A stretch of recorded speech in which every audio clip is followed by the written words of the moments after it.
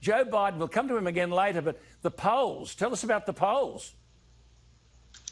Well, look, I mean, you don't want to get too excited, but what we've seen is that since President Trump has actually, come back and done these briefings every day, he seems to have got his mojo back.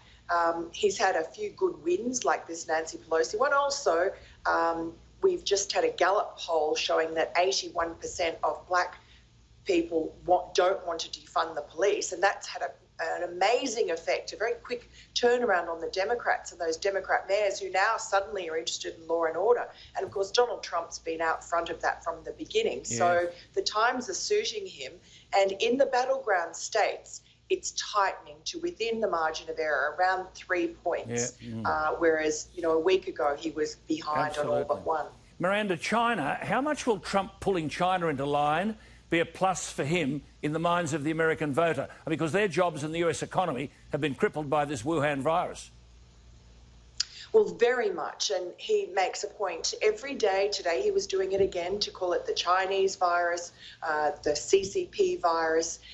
He's always very keen to point out that he holds China responsible for this, that he is the first president to actually extract anything in terms of trade before the pandemic from China.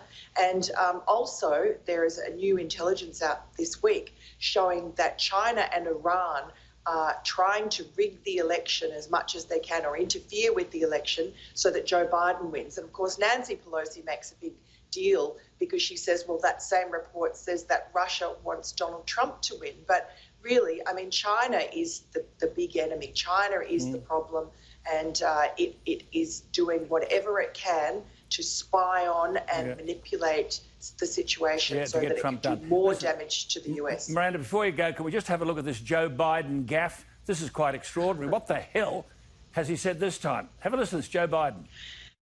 Have you taken a cognitive test? No, I haven't taken a test. Why the hell would I take a test? Come on, man. That's like saying before you got in this program, if you take a test where you're taking cocaine or not, what do you think, huh? Are you a junkie? What do you say to President Trump, who brags about his test and makes your mental state an issue for voters? Well, if he can't figure out the difference between an elephant and a lion, I don't know what the hell he's talking about.